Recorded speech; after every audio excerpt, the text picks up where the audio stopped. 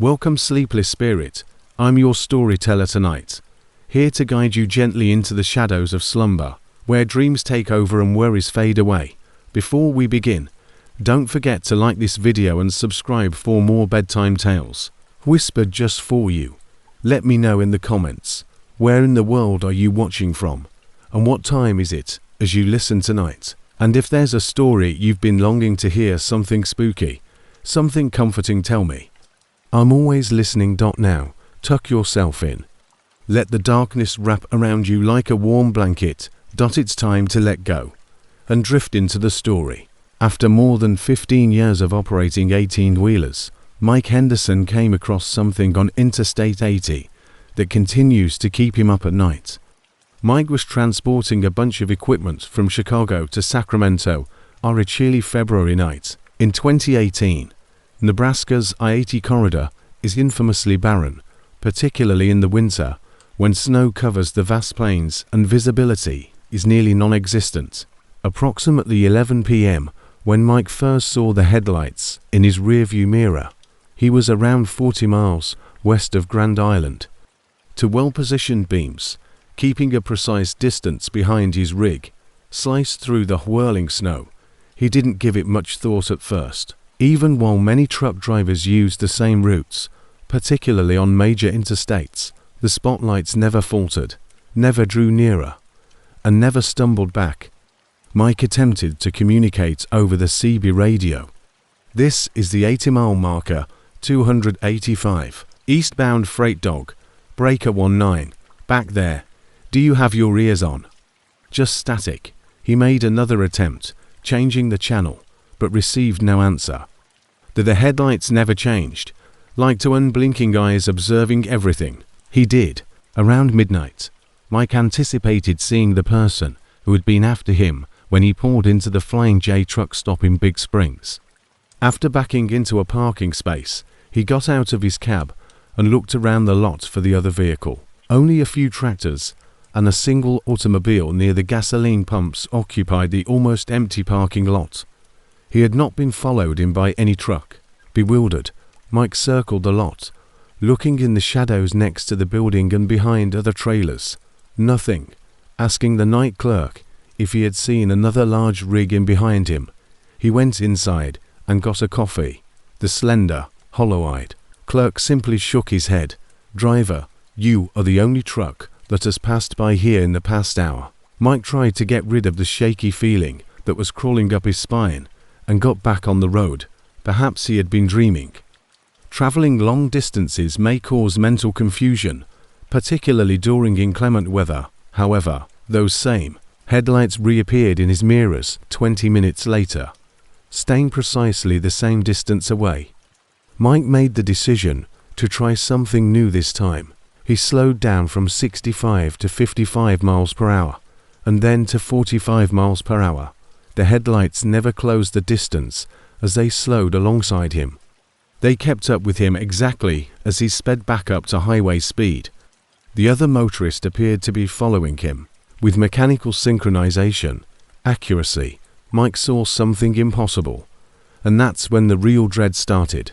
He glimpsed the car behind him, his side mirror ring a brief clearing in the snow. The proportions were off, but it was unquestionably a scimitar. The cab appeared to have been stretched vertically and was too tall and narrow. Additionally, the headlights had an odd blue-white glare because they were elongated, nearly rectangular, rather than spherical like typical truck lights. Mike's hands on the steering wheel began to shake. Although he had seen every vehicle model and make produced in the previous 30 years, this one didn't fit anything he was familiar with. He reached for his phone to snap a photo, but when he held it up to the mirror, the screen behind him displayed nothing but blackness. But the lights were still there when he stared straight into the mirror. Mike pulled off once more at the next rest stop, this time parking close to other cars and watching to see what would happen. In his taxi, he sat with the engine running while keeping an eye on his mirrors. Nothing for 10 minutes. Then, as he was ready to turn back onto the highway, the headlights reappeared at the entrance to the rest area, sitting still as though they had been waiting for him to initiate contact. Mike concluded that he couldn't do this by himself. He explained the situation to his dispatcher and then his wife over the phone. Both advised him to locate a place to spend the night because he was most likely just exhausted, but Mike was aware that this was not paranoia brought on by exhaustion. He was being vigorously stalked across the prairies of Nebraska. He tried everything that came to mind. He took arbitrary detours, doubled back on frontage roads, and even parked in a Walmart parking lot that was open 24 hours a day and circled the structure.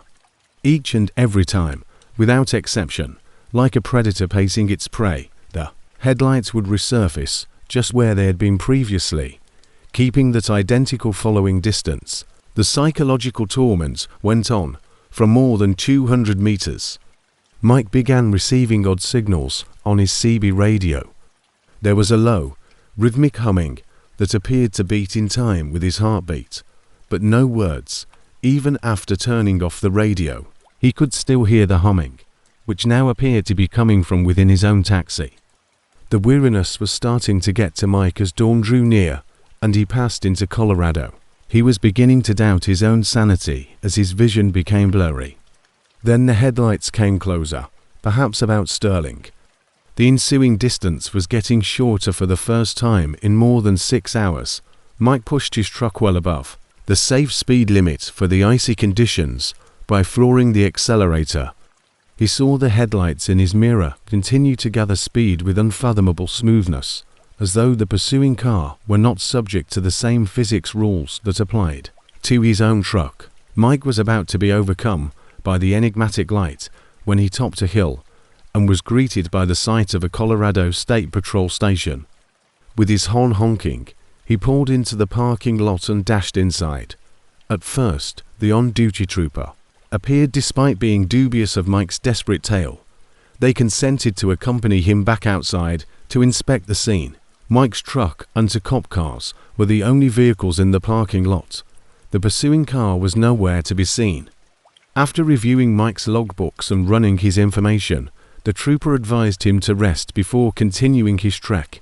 According to the officer, drivers experience highway hypnosis more frequently than you may imagine, particularly during lengthy periods of slack traffic. Mike knew what he had experienced was real, but he made an effort to believe this explanation. He talked to other drivers about odd experiences on I-80 at a truck stop in Denver for the remainder of the day. Many reported seeing strange cars at night, including trucks that appeared and vanished without warning and headlights that didn't work properly. Mike was called aside by a seasoned driver named Carl, who had been operating routes for more than 20 years. Silently, he remarked, "You're not the first to see that thing. Reports date back several decades. A phantom truck of some sort that tracks motorists throughout Nebraska. It certainly messes with your head, but I've never heard of it actually hurting somebody. Local drivers have their own views about the phenomena," Carl explained. Some thought it was the spirit of a motorist who was destined to always guard the roadway, dying in a blizzard decades ago. Others speculated that it might be an experimental military vehicle being tested on isolated interstate routes. Some even proposed it might be related to the history of cow mutilations and other inexplicable occurrences in the area. Mike made his delivery to Sacramento without any more problems, but the incident still plagued him. He contacted a number of paranormal investigators that focused on highway phenomena and submitted a report to his employer. None of them could adequately explain what he had experienced. Over the ensuing months, Mike proceeded to drive, avoiding I-80 through Nebraska at all costs. After joining online communities where truckers exchange similar experiences, he discovered dozens more accounts that nearly perfectly mirrored his own. The specifics remained constant. The headlights were exactly aligned. The following behavior was mechanically precise. The CB radio was inoperable, and the enigmatic car could appear and disappear at will. Mike wasn't really troubled by the magical elements of the interaction, but the stalking behavior's deliberate predatory nature. Whatever was behind the headlights followed vehicles for hours without disclosing its intentions, perhaps enjoying psychological torture. In addition to what he had witnessed, the encounter made him wonder if the roads he had driven on 4 years might be dangerous in ways that went much beyond the typical risks of bad weather, mechanical malfunctions, and human mistake. Mike still keeps his phone and carries extra batteries for his CB radio. When he drives at night, he's completely charged. Although he knows other drivers have spotted those recognizable headlights, he has never seen them again, as the next lone driver terrorizes the dark Nebraska plains. The phantom trucker of Interstate 80 keeps up its never-ending patrol. After 12 years of transporting freight across the Southwest, Danny Morris first came across the rest stop that shouldn't have been there. He was traveling Interstate 20 from Phoenix to Dallas in late October 2019 with a load of auto parts. 4 truckers. The Texas area between Fort Stockton and Odessa is infamous. More than 200 meters of arid desert with limited facilities and few cell towers. At around 2 in the morning, Dee's fuel gauge was perilously near empty and his bladder was wailing for relief. He had made a rookie error by miscalculating his fuel stops, which could have left him stuck in the middle of nowhere. For another 87 miles, the GPS indicated no services. Then he caught sight of a blue highway sign that was reflected in his headlights, 2 miles of rest area. Although Danny's memory might be affected by exhaustion, he couldn't recall any rest areas along this section from his prior runs. Reaching the top of a short hill, he saw the familiar structure in front of him, a rectangular structure with restrooms, a few picnic tables, and enough space for a number of large rigs. Above all, he could see the characteristic pumps of a petrol station that was connected to the main building. The rest facility was exceptionally clean for a place so far away. They had just paved the parking lot. The structure appeared to have just been built, and the entire facility was illuminated by strong fluorescent lights. Appreciative of the opportunity to stretch his legs and fill up his tank, Danny backed his trailer into a parking space and climbed down. Although the fuel pumps were outdated versions, similar to those found at independent truck stops in rural areas, they functioned perfectly. Danny noticed something strange while filling up his tank. Both the payment terminal and the pump's pricing display were absent. Presuming there must be an attendant inside, he headed toward the building to pay after he had done filling up. The structure housing the restrooms was immaculate, quite sterile. Everything smelled strongly of industrial disinfectant, and the floors shone in harsh fluorescent illumination. He was most unnerved by the silence, though. No ventilation systems buzzing. No, the only sound coming from the distant roadway was his own footsteps resonating off the tile walls. After using the facilities, Danny searched for a way to pay for his fuel. There was no cashier window, no attendant booth, and no signage explaining the payment process. He made 2 rounds of the building, looking for signs and phone numbers. He only discovered a tiny metal plaque close to the Texas Department of Transportation, EST, 1987. Open 24 hours a day, is the entry. Danny left a $20 bill weighted down with a rock close to the petrol pumps, since he was confused but didn't want to be accused of fuel theft. He got back into his taxi and headed east, forgetting about the odd experience. He couldn't afford to obsess over small peculiarities because he had a delivery timeline to keep. Danny was jogging the same route 3 weeks later when his fuel condition deteriorated once more in nearly the same location. He remembered the rest area as a handy place to stop for fuel, so this time he was specifically seeking for it. But there was nothing as he got closer to where he was positive it had been. On both sides of the highway, there is nothing but desert scrub terrain. Danny stopped and looked at his GPS, his logbook, even used the map software on his phone to search up the place. There were no designated rest areas in the area.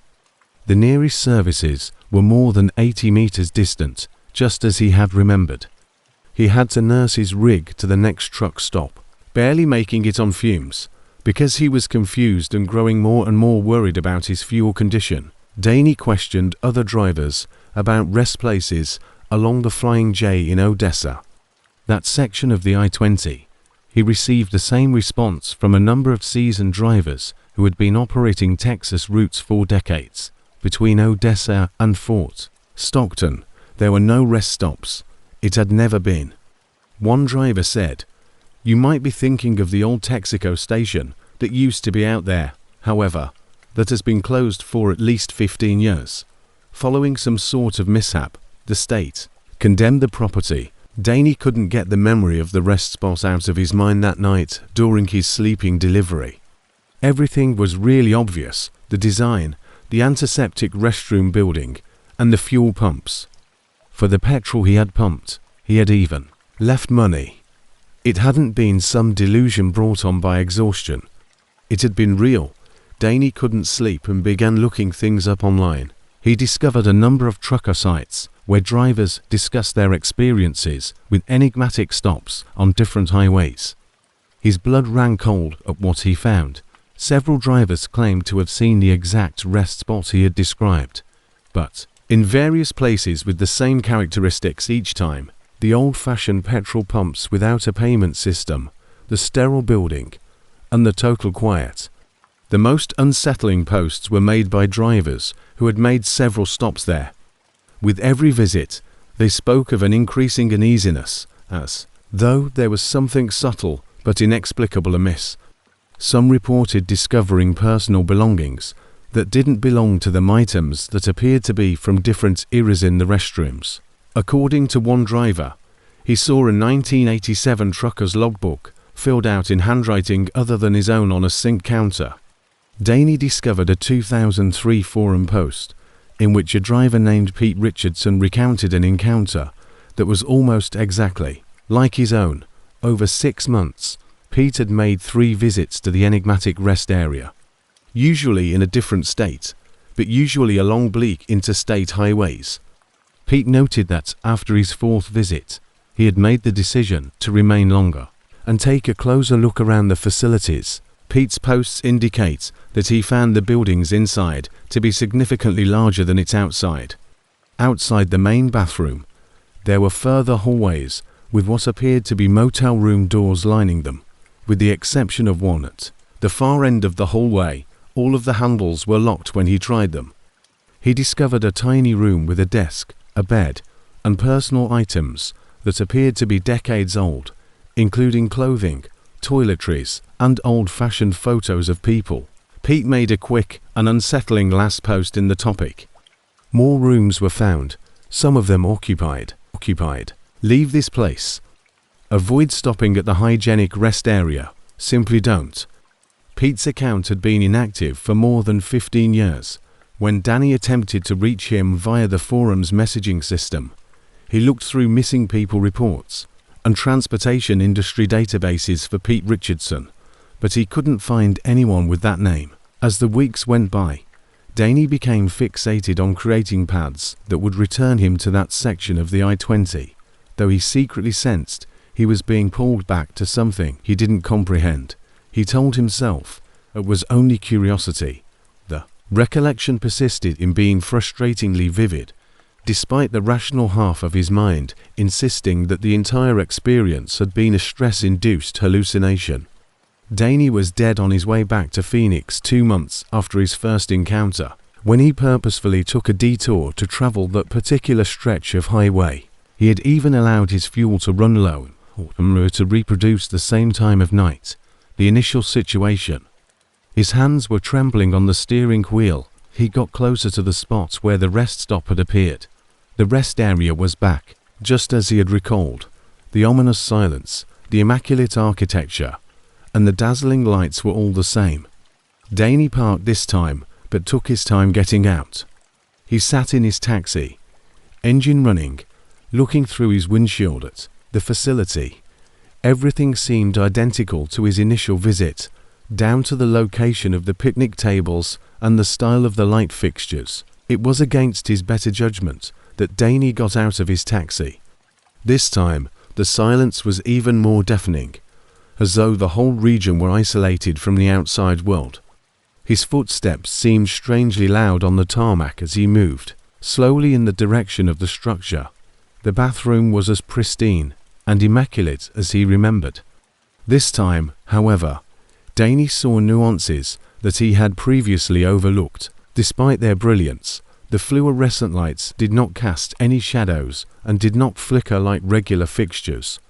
His picture was mirrored in the mirrors over the sinks. However, there was something strange about the mirror, as though he was viewing himself from a little off angle from where he was standing. Motivated by an inexplicable morbid curiosity, Danny made the decision to venture outside the main restroom area. Partially concealed behind a maintenance panel, he discovered a door he had not previously spotted. As Pete Richardson had said, the door was unlocked and opened onto a long, narrow corridor with numbered doors. With the building's external proportions, the hallway was significantly longer than it should have been. Danny tried door handles as he moved carefully down the hallway. Most were locked, but he could hear rustling, muffled voices, and what sounded like crying coming from behind some of them. Danny's heart stopped as he heard something at door number 23, the distinctive idle sound of a diesel engine. Pushing his ear against the door, he could hear the steady rumble of a large rig's engine and what sounded like a CV radio crackling with voices in the distance. The door was locked when he tried the handle, but flickering light, as though from a computer or television screen, was visible through the keyhole. With his head spinning, Danny retreated from the door. How might a truck engine be operating within a structure? The sound was too sharp, too clear, to originate from outside. Confusion and mounting fear froze him as he stood in the corridor, and he became aware that the noises emanating from other rooms were also getting more distinct. He heard what sounded like a man discussing delivery timetables and route planning over the phone from door 19. The distinct sound of snoring came from door 31. Danny began to realize with horror that these were not empty rooms. They were busy, but by what or by whom, he couldn't grasp. The structure was unfeasible, existing in an inappropriate location, full of noises that could not be explained. Rationally, running back down the hallway, Danny went through the main bathroom and out to his pickup. He could hardly start the engine since his hands were shaking so much. He noticed the rest area behind him falling into darkness as he moved out of the parking lot, as if the lights were being turned off one room at a time. That was the last time he drove that route. Danny eventually quit long-range trucking entirely and switched to regional runs that put him near big towns. However, when he is unable to sleep at night, he occasionally finds himself looking up other drivers online who may have come across the rest area that pops up and goes away along the most desolate roads in America. Danny discovered that the existence of the location isn't the most unsettling thing. The notion that some of the drivers who pull over there never go is becoming stronger. That those unimaginable spaces become their permanent home, their voices are added to the symphony of noises that reverberate through unnatural corridors. Awaiting the next gullible truck driver to realize that certain rest areas never truly close. Throughout his 23 years of long-haul trucking, Ray Kowalski maintained one rigid rule: refrain from picking up hitchhikers. To many drivers he had witnessed were robbed, beaten, or worse by strangers they had let inside their taxis out of misguided pity. However, Ray disobeyed his own rule for the first and last time on a rainy night in March 2017 while traveling on Route 119 through the West Virginia highlands. As Ray transported a load of furniture from North Carolina to Pittsburgh, the storm had been intensifying throughout the evening. By 11 p.m., the rain was falling in sheets, and he could hardly see the yellow lines due to the terrible visibility. Rain, fog, and steep gradients made every mile a white-knuckle ride on the winding mountain route, which was dangerous in good weather. Ray caught a glimpse of her in his headlights at that point. A young woman stands on the shoulder, drenched, frantically calling out for assistance. wearing pants and a flimsy jacket that provided no shelter from the rain. She looked to be in her early 20s. In addition to her evident anguish, Ray's position in one of the most isolated and hazardous sections of the Appalachian Highway, at least 50 meters from the closest town, caused her to slow down. Ray halted his vehicle and lowered his passenger window, with water dripping from her clothing and her long, dark hair matted to her face. The woman walked up to the taxi. Her voice could almost be heard over the storm. She called up to him, "Please.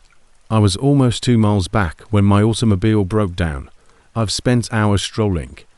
All I have to do is make it to the next town." Against every instinct, screaming at him to drive away, Ray found himself unlocking the passenger door. The fragrance of rain and something else accompanied the woman as she hopped into the taxi. It was cloying and delicious, like flowers left in a vase for too long, Ray thought.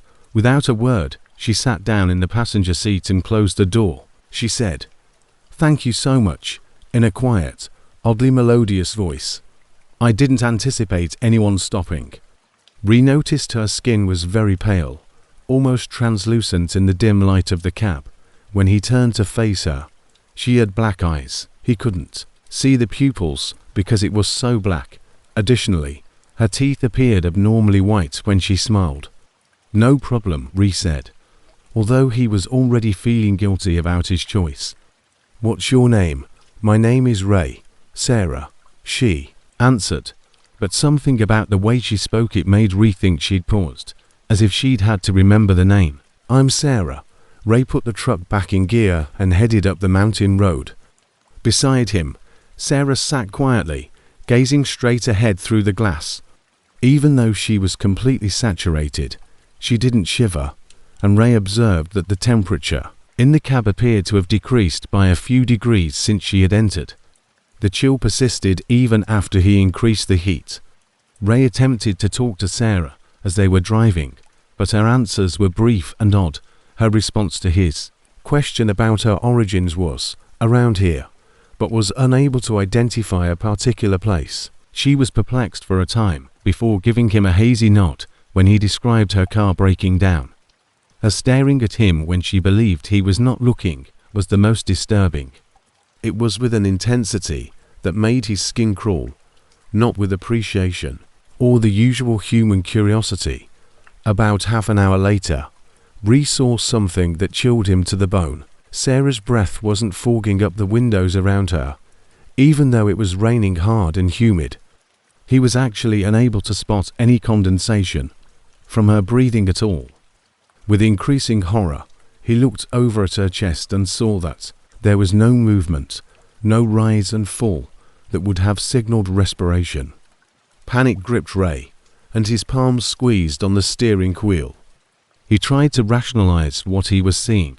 Perhaps her respiration was simply shallow, or perhaps his eyes were deceived by the peculiar illumination in the taxi. However, he had a gut feeling that his passenger was seriously flawed. "So Sarah," Ray replied, trying to keep his voice steady. "What do you do for work?" Sarah turned to gaze at him with those unbelievably dark eyes. Her voice appeared to emanate from somewhere deeper than her throat as she spoke. She said plainly, "I wait. You are the kind of person I wait for." Ray could now see his own breath misting in the air as the temperature in the cab fell even lower. Despite the heater being on full blast, I started to build on the inside corners of the glass. In the warm vehicle, Sarah's damp garments ought to have been steaming, but instead they appeared to be drying without creating any noticeable vapor. Ray was aware that he needed to remove this woman or whatever she was from his truck. About 5 miles back down the mountain, he recalled passing a 24-hour petrol station, although the next town was still 20 meters away. He would turn around, take her there, and leave whatever was going on to someone else. "You know what?" Ray said, attempting to sound informal. "I just realized that I need to refuel. A station can be found further down the road. Someone will undoubtedly be able to assist you in getting to town after I drop you off there." Like an owl turning its neck, Sarah's head turned toward him in an oddly fluid motion. "No," she answered, and her tone had completely changed. Now, it was deeper, multiplied, as though multiple voices were speaking simultaneously. "We're not going back," unconsciously. Ray's foot pushed harder on the accelerator. In order to see bright lights and other people, he wanted to reach the next town as soon as possible. Ray felt the truck slowing down even though he had his foot on the gas pedal, but Sarah put one hand on the dashboard as his speed rose.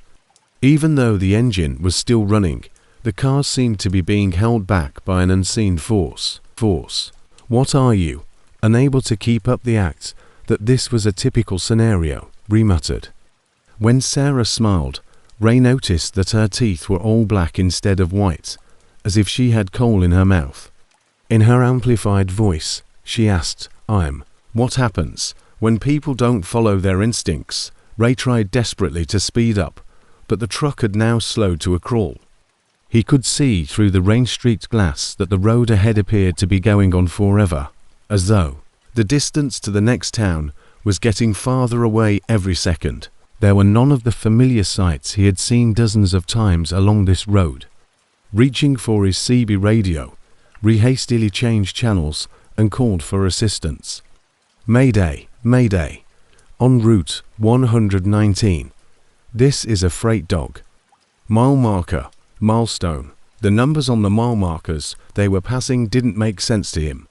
Some showed symbols he didn't identify, some were counting backwards, and some were repeating. The radio was packed with static, but Ray could hear something that almost stopped his heart beneath the white noise. Dozens of voices, all screaming in fear and despair. They were the cries for assistance that would never come from other drivers who had made the same error as him. Sarah had turned away from Ray. Rather, she was gazing at something in the shadows beyond the tree line through the passenger window. Ray followed her eyes and noticed that the woodland was filled with lights. It was a cold, pale light that seemed to dance amongst the trees like will-o'-the-wisps, not the headlights of cars or spotlights. Sarah said, "They're waiting," in a voice that was hardly human anymore. Ray became increasingly horrified upon realizing that he had lost control of his truck. "They've been waiting so long," he said. Under his hands, the steering wheel twisted, leading the large rig along a dirt route he had never seen before. The headlights shined on a small path that curved deeper into the mountains, flanked by trees so tall and dense that they blacked out what little light came from the gloomy sky. Even though the route had been driven numerous times, as they drove deeper into the bush, Ray began to spot other vehicles along the path. Automobiles, trucks, and motorcycles in varying degrees of disrepair, with their corroded metal frames covered with moss and vines. Several appeared to have been there for decades. Others seemed newer, but they were all deserted, their doors dangling open as though their occupants had just disappeared. There was a clearing at the end of the gravel road where a ragged circle of dozens of cars encircled what appeared to be an abandoned mining facility. A labyrinth of shadows and twisted metal was formed by rusted machinery and deserted structures, and there were figures among the ruins, those who, like Ray, had been drivers, but now stood still and still, their eyes reflecting the dim light coming from somewhere farther down the mine. Ray stopped his truck, without him hitting the brakes. He noticed that Sarah's face was changing, growing less human by the moment, as she turned to face him one last time. As though her appearance had never been established in the first place, her features were dissolving and regenerating. The voice she used to say, "Thank you for the ride," was now wholly unnatural, a wind-like roar across deserted caverns. "You can get out now." Ray wanted to say no, wanted to turn on the car and go, but his hands moved without his awareness. Even though his mind cried out in protest, he opened the driver's door and got out of the cab, using his legs to propel himself forward. With blank expressions and strangely synchronized movements, the other people in the clearing turned to watch him approach. Ray approached he could hear the motor of his truck starting up behind him at the mine entrance. By the time he looked around, Sarah was behind the wheel, effortlessly adjusting the mirrors. Before shifting into gear and heading back toward the main road, she gave him a small wave. She was probably waiting for the next trucker, who would be stupid enough to pick up a hitchhiker on a stormy, dark night. Ray attempted to scream and to flee, but his body was no longer his. He became a member of the silent circle. Numbers, joining the scores of other drivers who had violated their own regulations and ultimately paid the price, while Sarah continues her never-ending search throughout West Virginia's mountain roads. He waits motionless in the clearing, keeping an eye out for newcomers. The odd thing is that 3 days later, Ray's truck was discovered abandoned as a rest area south of Charleston. The keys were still in the ignition, the load was undamaged, and there was no indication of the driver's condition. According to the official report, it was a voluntary abandonment, just another truck driver who had left his duties without giving a reason. However, other Route 119 drivers are more knowledgeable. During storms, they have witnessed the young lady standing on the side of the road, frantically seeking a ride. No matter how much she cries out for assistance or waves, they've learned to keep their doors shut and their eyes on the road. Because some people who hitchhike are seeking more than just a ride. Additionally, some rides come to a conclusion at locations that aren't shown on maps. Tom Bradley was transporting a normal load of construction equipment from Kansas City to Denver when he encountered the wait station that permanently transformed his perception of what government facilities actually measure. Tom had been operating a commercial vehicle for 8 years without receiving any citations or infractions as of mid-October 2020. He took great satisfaction in keeping his loads within the permitted weight ranges and in maintaining his equipment in pristine condition. Tom was familiar with the section of Interstate 70 that was across eastern Colorado when the event happened. He noticed the recognizable blue signs pointing to a required way station ahead at around 3 in the morning. He drove through the pre-dawn darkness. He didn't recognize this specific station from earlier runs. However, new facilities were periodically constructed, and the signage was appropriately positioned in accordance with DOT requirements: clean, reflecting, and professional enough. Tom followed the truck lane, which was plainly marked, and pulled into the way station. With several scales and a central office building that was well lit despite the early hour, the facility appeared contemporary and well maintained. He found it odd that there were no other trucks at all. Even in the middle of the night, there was at least some traffic at the majority of required stations. However, this location was hauntingly empty. Tom was guided to scale number 3 by the computerized signs. He saw that the scale itself appeared to be different from others he had used when he set up his rig on the platform. This platform, rather than being made of the usual concrete and steel, had an odd, almost organic texture, with surfaces that seemed to pulse slightly under the weight of his truck. The feeling was so subtle that Tom, playing with his senses, he first blamed it on exhaustion. Less than a minute should have passed during the weighing process, but the computer display kept cycling through illogical numbers rather than displaying the real weight of his truck, which was around 78,000 pounds. The readout showed numbers like 156,847 pounds, 23,192 pounds, 12.3 pounds, and ultimately almost 400,000 pounds. Since Tom had never witnessed a scale go wrong, wildly, over the intercom, a voice crackled, "Driver, please come into the office so we can check you."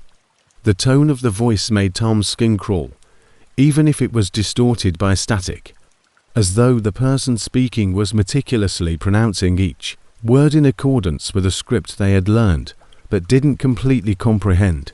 It seemed too professional and exact. Tom got out of his taxi and headed for the office complex. He saw more things that didn't quite fit together as he drew nearer. The building's architecture was typical government, but there were no obvious agency insignia or identifying numbers that ought to have been clearly evident, and the windows were so darkly tinted that he couldn't see inside. Fluorescent lights Inside the office was sharply lighted and buzzed with an electrical hum that was louder than usual. A man wearing what seemed like a dot uniform sat behind a counter. Although in some way the outfit was incorrect, the hues seemed a little strange. The fabric had an artificial gloss, and the patches were not in the proper places. At first sight, the official appeared normal, but upon closer inspection, Tom saw that his skin had a waxy, manufactured quality, resembling a mannequin from a department shop. "Please, license and registration," the official asked in Tom's extremely exacting voice. Listened to via the intercom, the man's movements were stiff and robotic when Tom gave over his documents, as though he were controlling his own body with deliberate effort instead of instinct. The official held each of Tom's documents strangely close to his face as he studied them with exceptional vigor. Unlike a reader, his eyes did not dart back and forth. Rather, they stood motionless in one spot as he held the papers from various perspectives, as though he wasn't really reading the content, but rather scanning them with an internal sensor. "Your load appears to be overweight," the official said at last. Tom had weighed the trailer at the origin point and had been well inside the legal bounds, but he knew this was impossible. "We will have to perform a more comprehensive examination." Tom was guided by the official to a bay area behind the main building, where his truck had been moved without him seeing anyone drive it or hearing the engine start. For the first time, Tom felt truly alarmed. The truck had been locked, and he always carried his keys. He brought this up to the official, who merely gave him that unblinking look and said again, "We'll need to conduct a more thorough inspection." Tom had never seen an inspection space like this at any other way stop. This compartment had sophisticated equipment in place of the usual concrete floor and simple tools. Equipment that made electronic noises and hummed. Various spots on his trailer had cables and sensors attached, and readings on monitors were made up of numbers and symbols Tom didn't recognize. What followed was completely illogical. For calibration purposes, the official instructed Tom to stand on a small platform next to his truck, he explained. As soon as Tom entered the platform, all of the screens in the building started showing numbers that changed quickly. However, these were not measurements of weight. There was what seemed to be biological data in the readouts: body temperature, heart rate, blood pressure, and other parameters that no truckway stop had any reason to keep an eye on. When Tom attempted to leave the platform, he discovered that his feet appeared to be affixed to it by some sort of electrical or magnetic force that prevented him from raising his legs. The fact that he was unable to leave the platform, and that the official was observing him with a face that was no longer trying to look human, caused panic to set in. The monitor readings become increasingly unsettling. Tom could see screens that tracked his stress levels, emotional state, and something called cognitive resonance, which changed as his terror grew. Anatomical graphics that rotated and focused on various bodily parts, emphasizing organs, were displayed on other screens, and systems in ways that indicated a medical assessment that was far more thorough than what could be obtained from an exterior scan, the official said. Excellent readings, but his tone had altered. The meticulously modulated tone vanished, to be replaced by a sound that resembled several voices speaking at once, as though multiple persons were attempting to utilize the same vocal cords. The ideal processing settings are illustrated by this specimen. The realization that additional people had entered the inspection bay was the pinnacle of Tom's fear. More officials moving with the same mechanical precision, all wearing the same incorrect outfits. They surrounded his truck and started attaching other equipment, none of which was typical dot inspection equipment. With tubes, needles, and collection chambers that didn't make sense in a truck inspection. The devices appeared more like laboratory apparatus or medical equipment. Tom was approached by one of the creatures, holding what looked like a big syringe. Its voice was multi-layered. "This will just take a moment," it said. "We need samples for proper cataloging." Tom managed to find his voice and started yelling for assistance.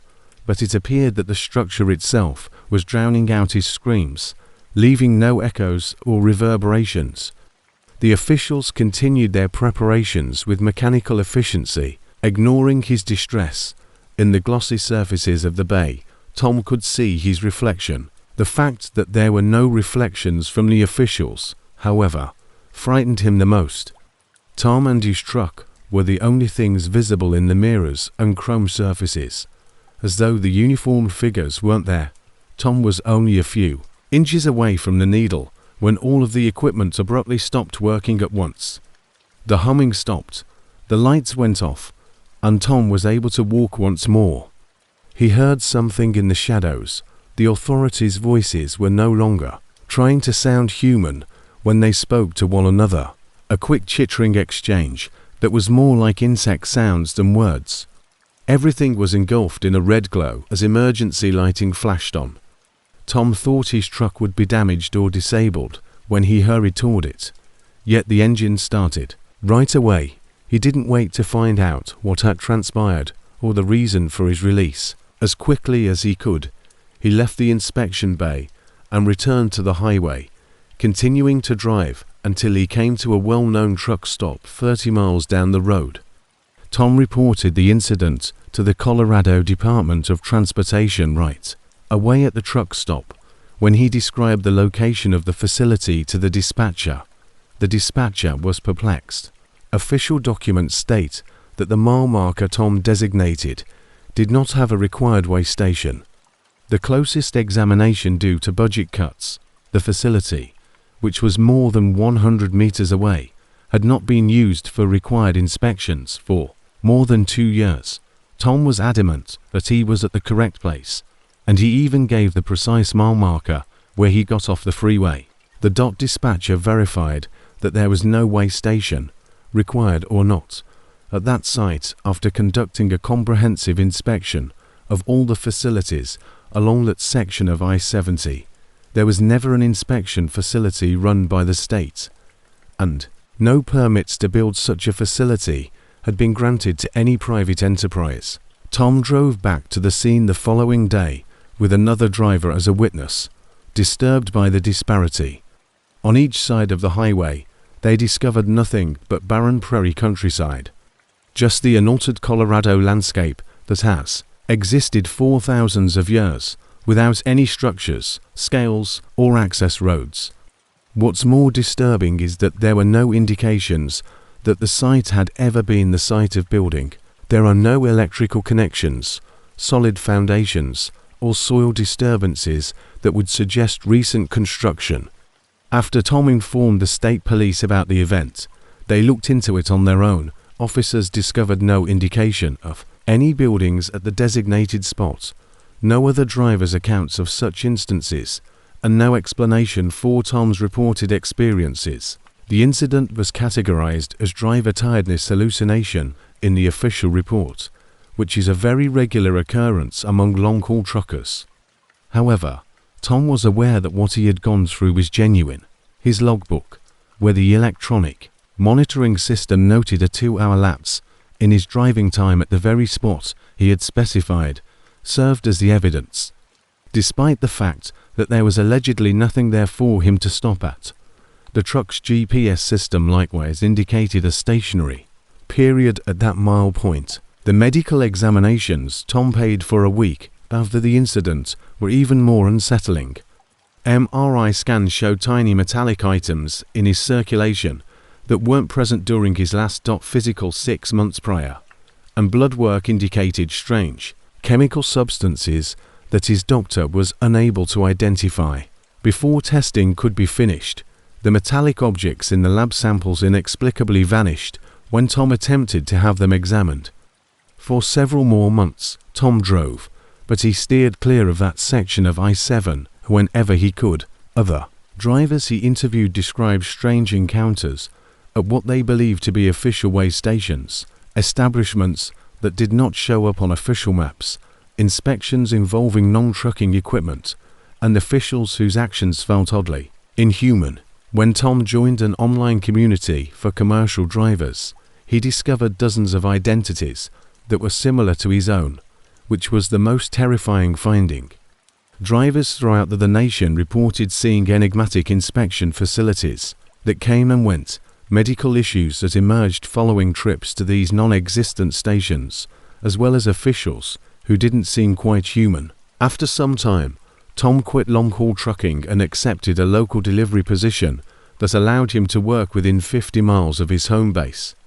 He was never able to come up with a good reason for what had occurred at the wait station that shouldn't have happened. However, he discovered that some government facilities take into account more than just your cargo's weight. They take measurements of the drivers themselves, who have no business being collected by any respectable agency.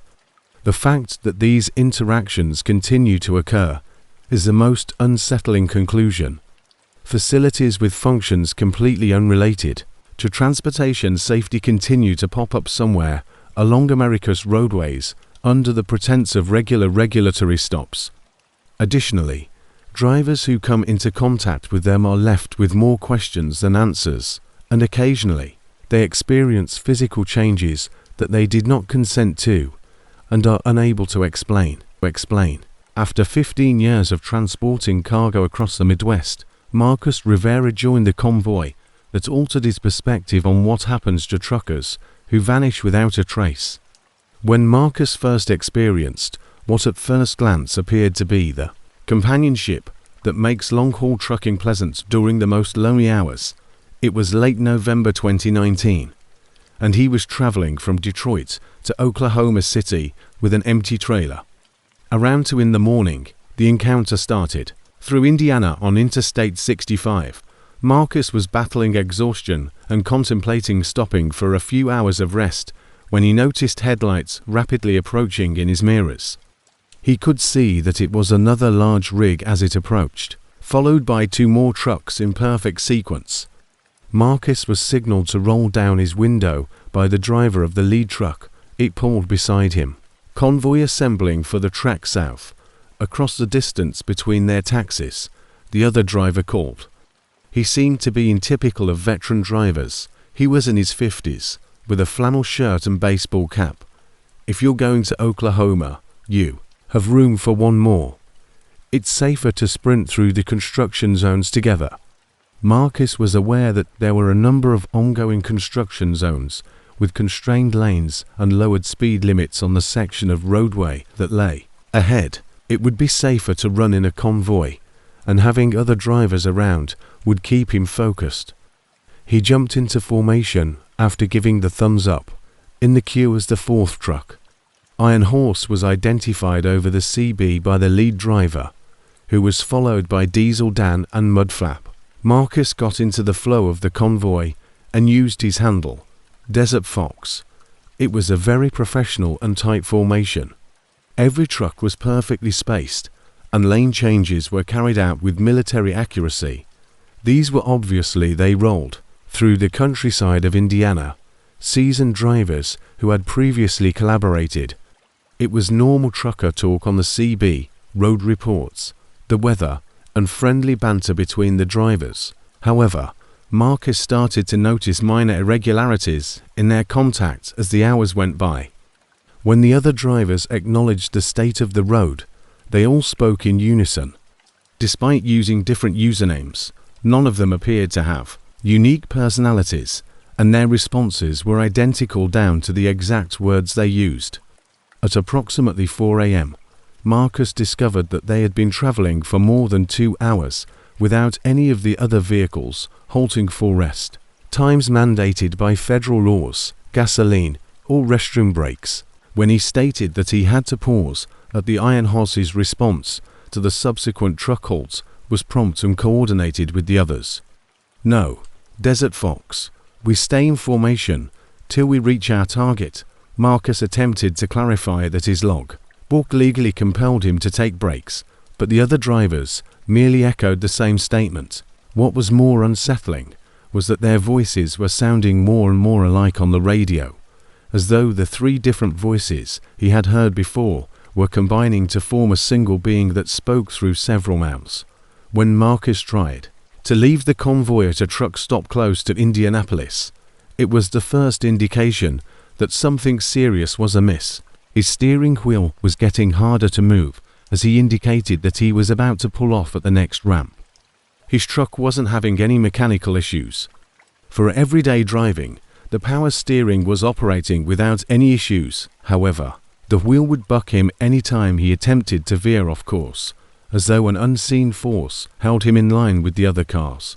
Marcus attempted to slow down in order to lag behind the convoy, but his accelerator pedal stopped working.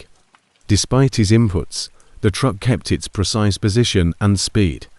Nothing occurred when he tried to slow down using his jake brake. As though the four vehicles were joined by unseen cables, the truck kept rolling forward at exactly the same pace as the others, keeping that ideal formation spacing.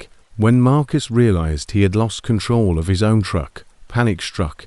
He gave the CB radio another go. This time, requesting emergency support on Channel 19. Mayday, Mayday.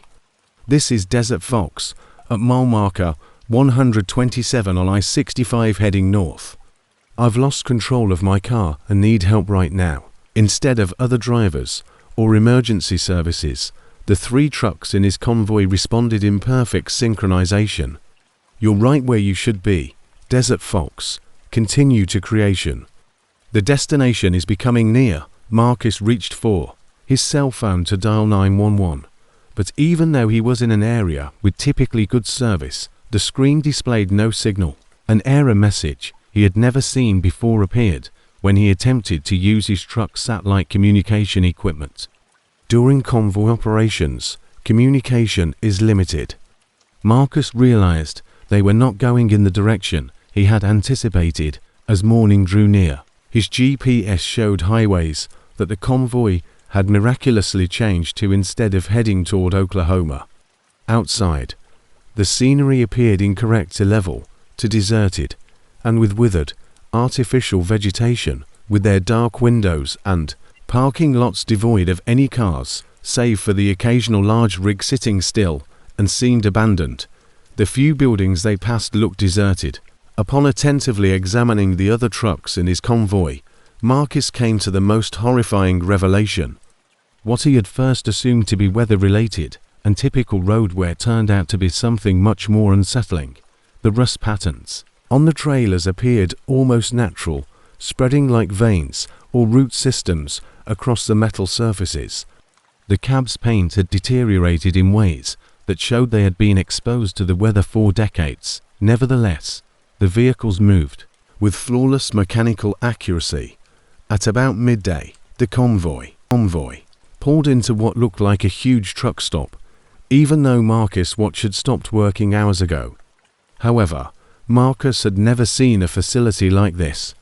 With hundreds of large rigs lined up in perfect rows, the parking lot extended 4 kilometers in all directions. There were no drivers moving about, no engines going, and no lights in any of the sleeper cabs on any of the trucks, indicating that they had not been used recently. In the middle of this huge parking lot sat a huge building that could have easily fit numerous airplane hangars. Its architecture was flawed in some way, with angles that appeared to bend in ways that were painful to look at up close. The building seemed to have been made of the same materials as truck trailers, but it had corroded and worn until it seemed almost biological. In a reserved parking spot, Marcus' truck came to a stop, the engine automatically turning off even while he still had the key.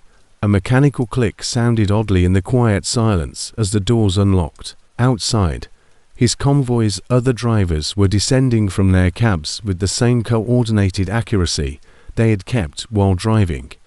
Iron Horse responded, "Welcome to your destination." But now all 3 drivers spoke at once. Marcus examined them closely and noticed that their faces had become the same, as though they were 3 different versions of the same person.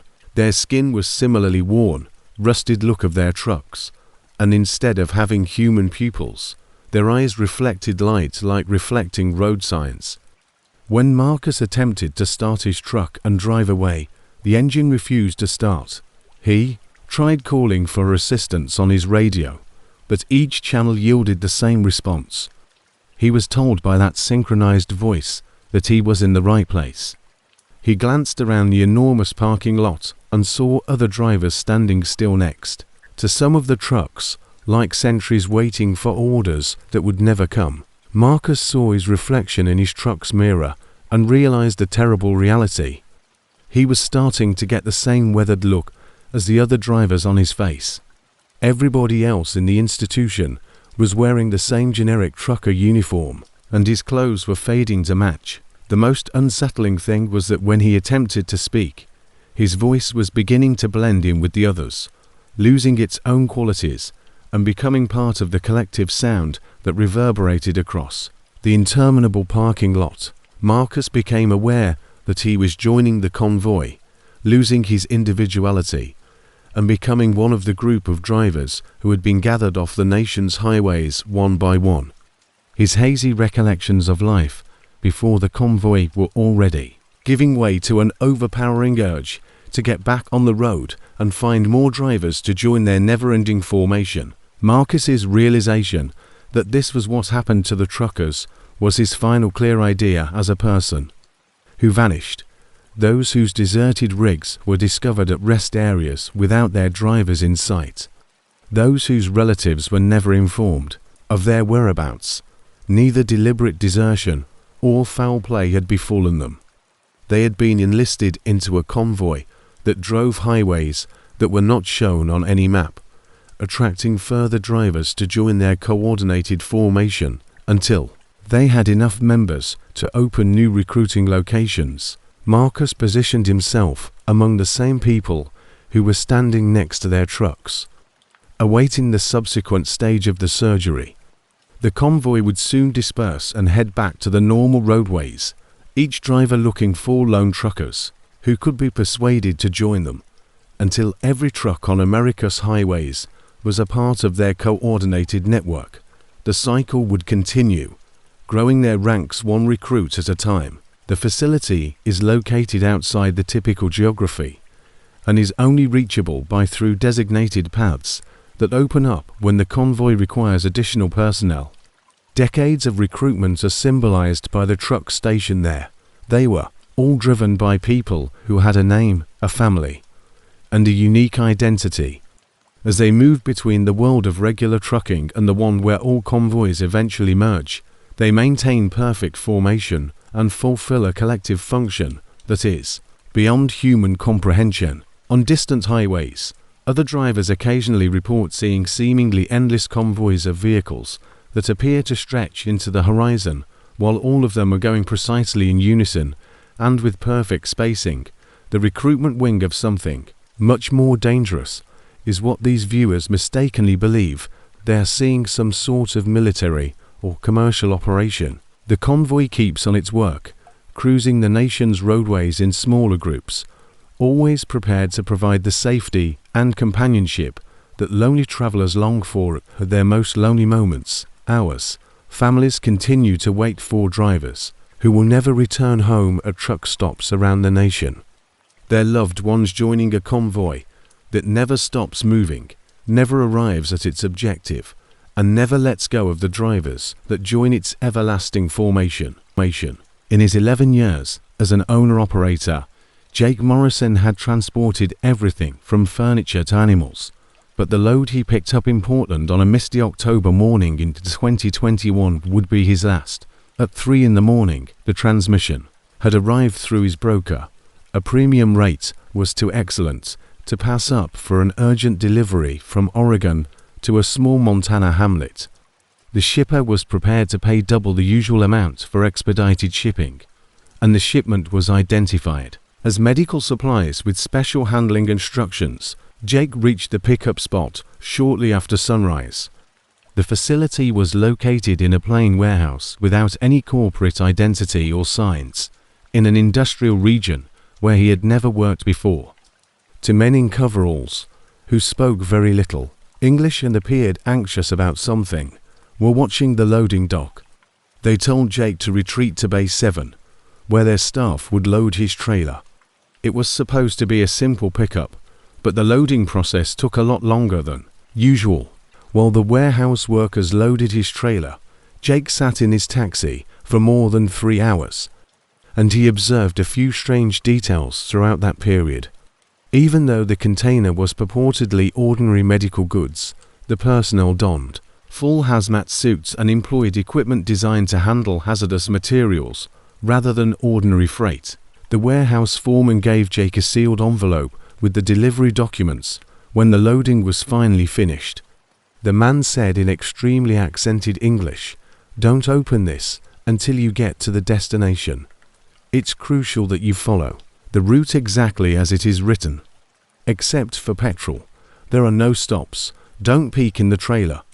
Without carefully reading the bills of light aiding, Jake signed them. An error he would come to regret the remainder of his brief life. The documents listed a delivery address in Millfield, Montana, along with GPS coordinates that indicated it was in the far north of the state. All that was mentioned about the shipment were biological research materials and handling codes that Jake was unfamiliar with. About 50 miles outside of Portland, the first indication that something was off appeared. Through the ventilation system in his cab, Jake started to smell something. A pleasant, overpowering smell that made him think of flowers combined with medicine. At first he thought it was just flora along the road, or maybe a chemical facility he was walking by, but the odor lingered and steadily intensified. The smell was sickening by the time Jake got to the Idaho border. He attempted to switch to recirculated air and close his vents, but the scent appeared to be emanating from inside his own truck. Even worse, he started hearing noises coming from his trailer. These were not the typical shifting and settling of freight, but rather steady tapping and scratching that indicated something living was occupying the space. Despite the shipper's instructions, Jake planned to check his trailer when he stopped at a truck stop close to Coeur d'Alene. However, he discovered that the trailer doors had been sealed with an industrial adhesive that had solidified into an impassable barrier when he walked to the rear of his truck. A material that resembled hardened resin covered the whole back of the trailer, making it impossible to open the doors without certain tools. What Jake noticed about the trailer itself was even more unsettling. As though something in the cargo was seeping through the metal walls, dark stains were starting to appear on the aluminum sides and appeared to be spreading from the inside out. There was a faint rhythm to the spots that reminded Jake of a heartbeat, and they looked natural, like blood stains or some other biological fluid. Jake attempted to contact the broker who had set up the load, but the number went to a voicemail that was disconnected. Directory assistants informed him that there was no shipping company on the paperwork when he contacted. Even more concerning, Jake was unable to locate any mention of a place named Millfield in Montana when he attempted to search for the delivery location online. Jake kept driving even though his gut told him to stop carrying the load. He had substantial expenses as an independent contractor, thus foregoing freight would lead to severe monetary and legal repercussions. He persuaded himself that there were plausible explanations for the peculiar situation. The stench might have been caused by preservative chemicals in the cargo, and the sealed doors were merely an additional security precaution for important medical research. The noises from Jake's trailer grew louder as he drove into Montana through the night. What began as sporadic scratching and tapping turned into a regular movement and rustling that indicated several activity sources, as though something gelatinous were moving about within the trailer. Jake occasionally heard what sounded like wet sliding noises.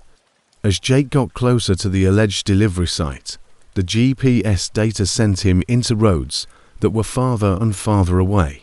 State routes, county roads, and then unmarked dirt pathways that appeared to lead farther into desolate wilderness replaced the freeways. The satellite communication system on his truck signal loss in the system. Even his CB radio picked up nothing but static, and his cell phone displayed no service. At approximately 3 in the morning, Jake's headlights illuminated a sign that shouldn't have been there. Welcome to Montana's Millfield, the populous 847, with a main street lined with buildings that appeared to be decades old, but were in pristine shape. The town emerged from the shadows like a set from a movie. Circles of yellow light were cast by street lamps, but Jake noticed no signs of usual activity, no other cars, and no people. Jake followed the delivery address to a big structure at the end of the main street, with loading docks and what appeared to be laboratory equipment visible via enormous windows. It resembled a hybrid between a medical facility and a warehouse.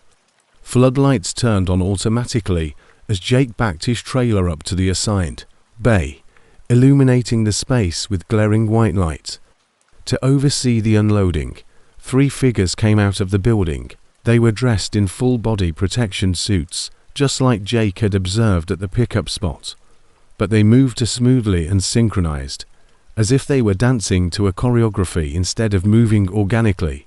Through his open window, Jake could hear their voices when they spoke, but it was not English or any other human language he knew. The unloading procedure started right away, with Jake's trailer doors had a solid sealant that the suited people were cutting through with specialist tools. The scent that had been bothering Jake the entire way became almost intolerable as soon as the doors opened, but what he saw inside his trailer before the figures obscured his view was worse than the smell. There were no research materials or medical supplies in the shipment. Jake noticed what seemed like big transparent receptacles loaded with some sort of biological material in a viscous liquid suspension. The contents moved with an unsettling organic motion that suggested life forms beyond anything Jake had ever seen, and the containers pulsed with internal light. During transit, a few of the containers had broken, spilling their contents over the trailer floor, where the liquid had started to eat away at the metal. With increasing terror, Jake recognized that part of the biological stuff was reacting to his presence as the suited individuals unpacked the containers. Several containers' contents pressed up against their walls, leaving behind what appeared to be face-like impressions. The faces of people contorted in pain or fear. The fluid surrounding these impressions became scarlet, giving Jake a blood-like feeling. Jake tried starting his truck so he could go, but the engine refused to start.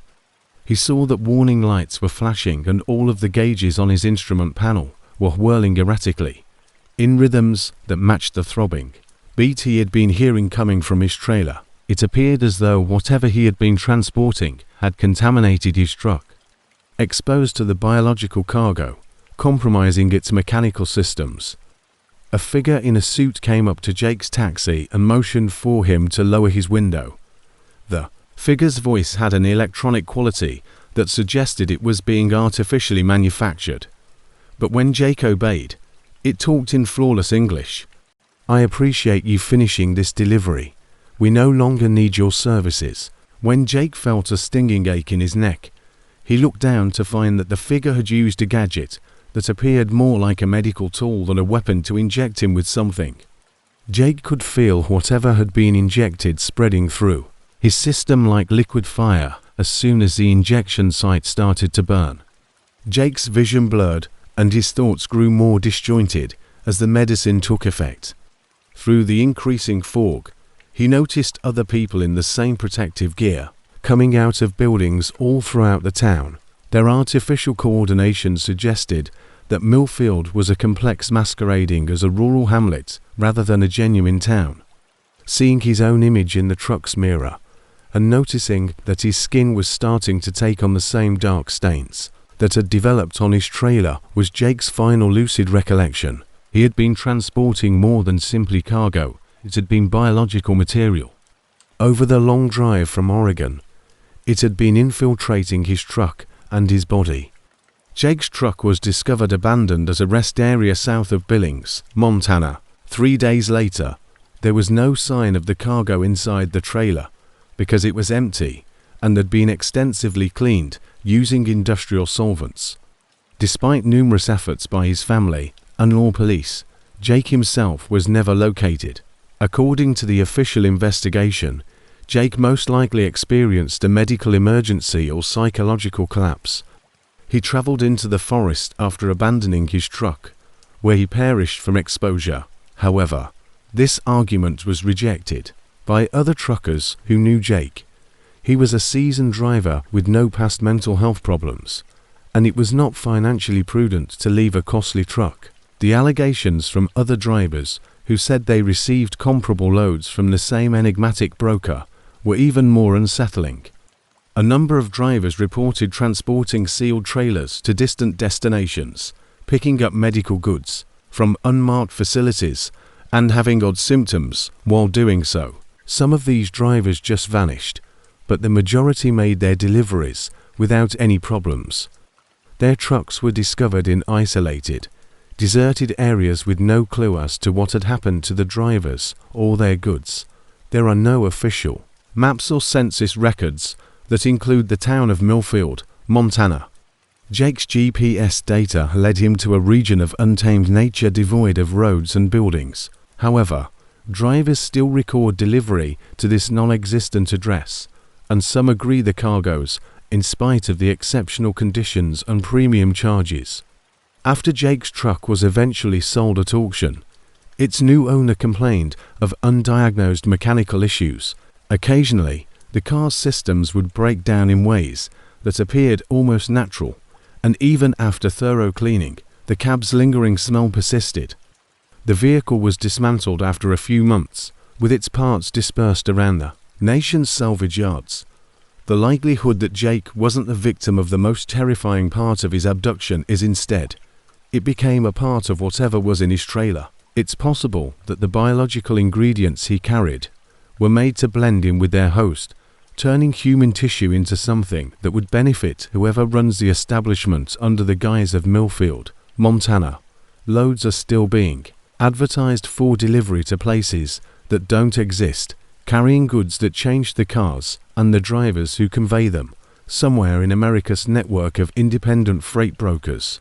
Additionally, in isolated locations masquerading as tiny villages, facilities keep working, processing shipments from all around the nation and transforming their contents into formats that humans can use in ways science hasn't yet figured out. After a minor collision at a Memphis truck stop, Kevin Walsh, who had been driving the same 2018 Peterbilt for 4 years, changed the driver's side mirror. The replacement mirror was taken from a rig that had been damaged in what the yard owner called a very odd wreck and delivered to a salvage yard in Arkansas. Kevin gave the history of the mirror little thought. All he needed to get back on the road with a load headed for Seattle was a quick and inexpensive replacement. With the same mounting hardware and adjusting mechanisms, the mirror had the exact same appearance as his original equipment. Within an hour, Kevin was back on Interstate 40 after installing it himself in the junkyard's parking lot and adjusting the angle for good visibility. About 50 miles west of Memphis, the first sign that anything was amiss appeared when Kevin saw movement behind him in the new mirror that didn't match anything going on the road. Kevin initially thought the odd reflections were the result of exhaustion. He was exceeding his allotted driving time because he had been driving for 12 hours in a row. However, the images in the mirror became unavoidable as night fell and traffic decreased. When Kevin checked his other mirrors or peered behind him, the mirror showed what appeared to be additional automobiles, trucks, motorbikes, and other vehicles instead of the empty roadway behind his trailer. Right behind him, regardless of the actual traffic surrounding Kevin's truck, the phantom cars in the mirror moved according to their own logic. He occasionally noticed a group of vintage vehicles trailing closely behind him, their headlights forming a procession that extended back past the mirror's field of view. At other times, the mirror depicted contemporary cars driving wildly, swerving in and out of lanes, and reaching speeds that, if they were real, would have caused collisions. To take a closer look at the mirror, Kevin pulled into a truck stop close to Little Rock. The mirror looked quite normal under the glaring fluorescent lights of the parking lot, just regular glass in a typical housing. However, when Kevin examined it from the driver's seat, he saw that the phantom traffic was still moving behind him, as though the mirror was reflecting a new highway that ran parallel to the actual Interstate 40, but had different regulations. The fact that several of the cars in the mirror to be decades old was the most unsettling feature. Kevin noticed well-maintained trucks with designs from the 1970s and 1980s, but they were obviously from separate eras. With their 1950s and 1960s style, some of the automobiles appeared even older, but they coexisted with more recent cars in a traffic pattern that defied chronological logic. Kevin started to notice trends in the phantom traffic as he proceeded west through Arkansas and into Oklahoma. Some cars kept showing up, always in the same relative locations, as though they were on pre-planned routes. Whenever Kevin checked his mirror, a certain trucker faded blue Kenworth with recognizable chrome exhaust stacks would always be visible, keeping a steady distance behind his trailer, regardless of his own speed or lane changes.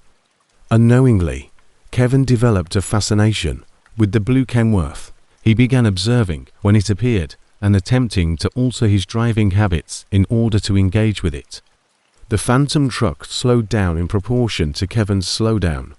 It matched his speed exactly. When he surged, the blue vehicle would move to keep its relative place behind him when he changed lanes. Despite the fact that Kevin's other mirrors only displayed an empty roadway. At midnight, somewhere in Kevin made the decision to see if the phantom traffic could see him as clearly as he could see them in the Oklahoma panhandle. He made a pattern of flashing his brake lights. 3 long, 3 short, and 3 short. Any trucker would know this worldwide SOS signal. The blue Kenworth's reaction was swift and horrifying. The same pattern flashed back from its headlights, then a sequence of blinks, almost frenetic in their speed. Kevin reached for his CB radio and attempted to communicate. "This is Highway Ghost heading east on 40 mile marker 23 breaker 1. Behind me is the blue Kenworth. Are you listening?" It was a voice that seemed to come from the mirror itself, and it came from somewhere inside his own cab rather than via his radio speakers. "This is Phantom Rider, Highway Ghost. I've been attempting to contact you for 30 years. The voice sounded empty and distorted, as if it were moving across an impossibly far distance. "The mirror is yours. We are now visible to you, someone who could see as being what we've been waiting for." Kevin's hands on the steering wheel started to shake, and the voice in his taxi went on. "My automobile was the source of that mirror. Destroyed it in 1992 in an attempt to escape what I was witnessing. Didn't function. You can't unsee the other path once you've seen it. All of us are present, all those who have witnessed it. Navigating the freeway that parallels yours." Kevin felt the understanding as if it were a bodily blow. The imaginary cars in his mirror weren't just any old traffic. They were vehicles, trucks, and people who had somehow found themselves stranded on a different version of the American highway system. A system of parallel roads that ran on different time and physics laws, but shared the same physical space as the actual highways. How do I get rid of the mirror? Speaking directly to his reflection, Kevin posed the question. There were now several voices responding, as though each on the phantom highway. A driver was talking at the same time. "You can't. You become a member of the network as soon as you connect. Bringing your truck over to our side is the only way to leave." Kevin attempted to cover the mirror with a towel, but the phantom traffic behind him persisted, like having passengers he couldn't see, but could always feel watching him. The other cars had taken on a constant weight in his thoughts. The blue Kenworth was closer than ever when he opened the mirror, and he could now see the driver, a 50-something man in a trucker cap, his face drawn and pallid with fatigue that seemed to last for decades. Kevin couldn't see what the phantom driver was pointing to with a frantic gesture. Behind the blue Kenworth, other cars were lining up in a convoy that extended back past the view of the mirror. Kevin's attention was drawn to something off to the side of the road by the same pointing motion made by every car. As they pointed, Kevin noticed a rest place that wasn't indicated on any of his GPS units or maps, the exit ramp, which led to a building that appeared to be decades old, but was in pristine condition appeared in his headlights as if it had just appeared out of thin air. The turn signals of the phantom cars in his mirror were all blinking simultaneously, indicating the same exit. In spite of all reasonable, Kevin found himself choosing the exit while his mind begged him to keep driving, as like the phantom drivers had somehow taken over his truck. It appeared to guide itself down the ramp toward the enigmatic rest area. The building in front of us appeared to be from the 1970s, historic buildings and signage from a bygone era of highway traffic. Upon arriving at the rest area, Kevin observed that it was occupied by numerous cars and trucks that resembled the ones he had been observing in his mirror. The imaginary traffic had materialized, or maybe Kevin had stepped into their domain. Among the cars were drivers, all of whom appeared weary and perplexed, as though they had been driving for decades without arriving at their destinations. The blue Kenworth's driver came up to Kevin's taxi. His weariness was much more noticeable. Up close, his eyes had deep wrinkles around them, and he seemed to be more than just tired. He greeted them. "Welcome to the way station.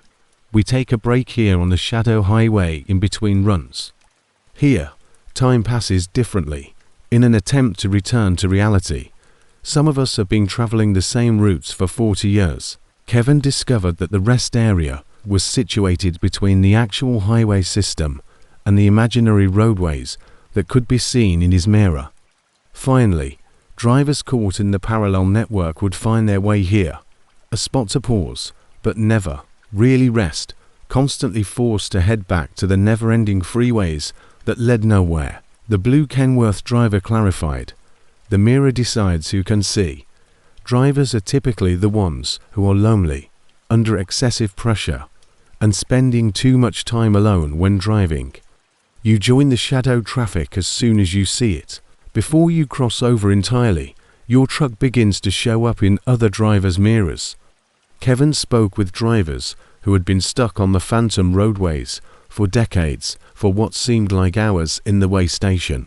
They told him of deliveries that could never be made, of endless routes that looked familiar but actually led to places that didn't exist, and of an increasing need to locate fresh drivers who might be able to notice the shadow traffic.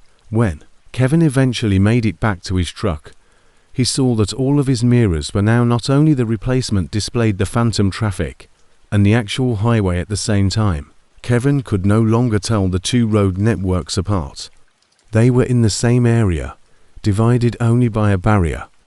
Along Interstate 40, he could see regular traffic, but above it was the never-ending procession of phantom cars on their own enigmatic pathways. Although Kevin finished his delivery to Seattle, the trip took far longer than it needed to.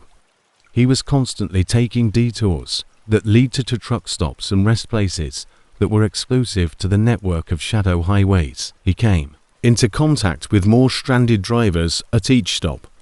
They are all attempting to return to reality, but they are unable to get off the parallel highways. The worst thing was realizing more and more that Kevin was becoming into one of them. There were inconsistencies in his logbook that were inexplicable. Hours spent behind the wheel that appeared to take place outside of the typical temporal flow. Miles traveled on roads not shown on official maps. Other drivers started to report seeing Kevin's truck in improbable places, traveling on roadways that were either non-existent or closed for construction. Another trucker near Spokane recorded Kevin's last CB radio transmission. "Highway Ghost. Is this? Don't trust salvage yards for replacement mirrors if you receive this. Once you see the shadow highway, it's impossible to turn back. We're all here, attempting to find our way home while traveling endlessly." A week later, Kevin's truck was discovered empty, but with the engine still running at a rest area outside of Portland.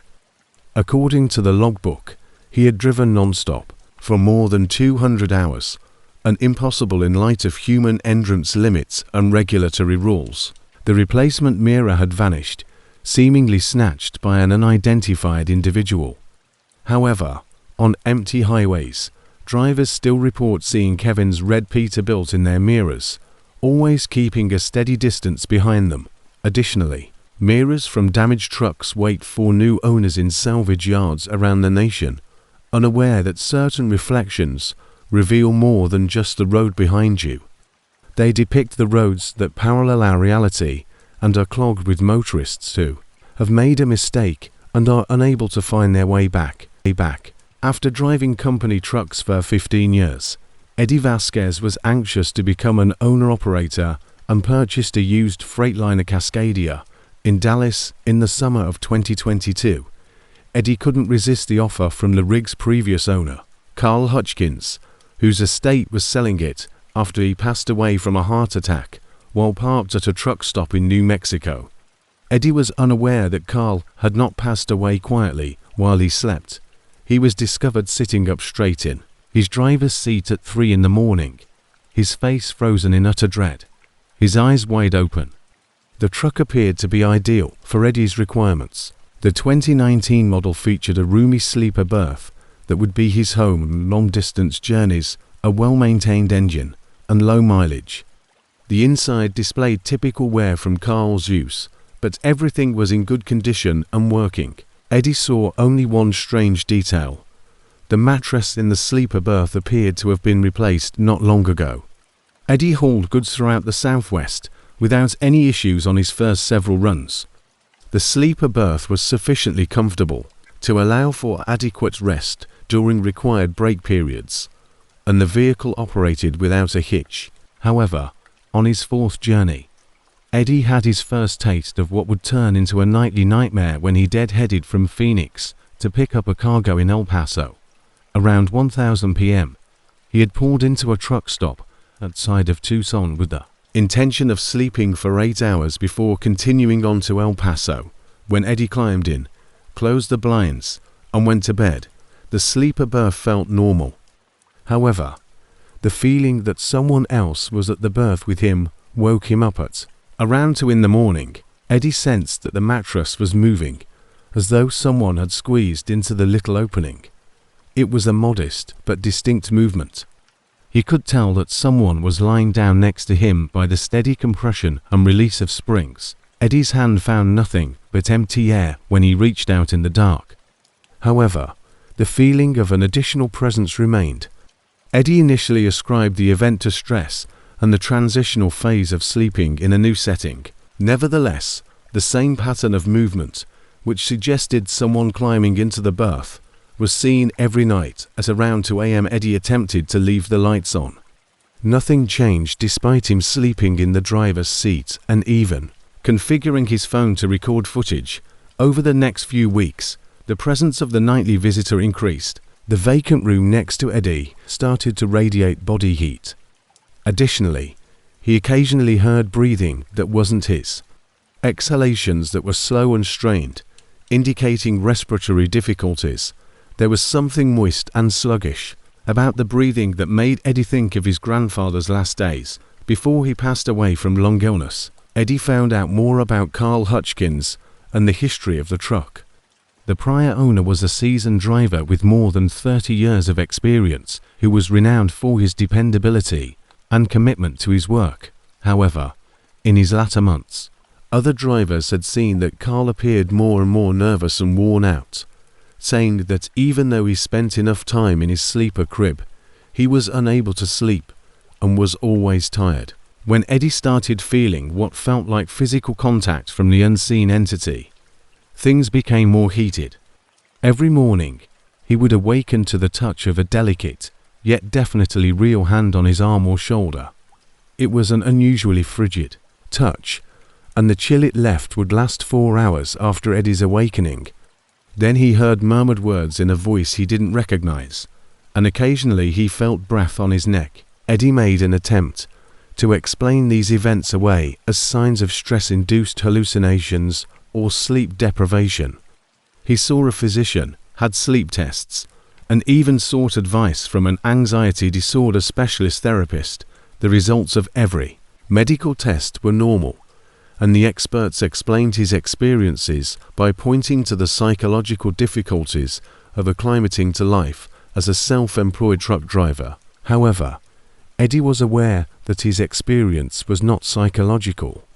There was a real presence in his sleeper berth, and it was growing more violent every night. More aggressive contact, pushing, pulling, and grasping replaced the delicate touches, leaving Eddie with bruises he couldn't understand. He occasionally woke up to discover his pillow at the bird's foot or his blankets pushed away.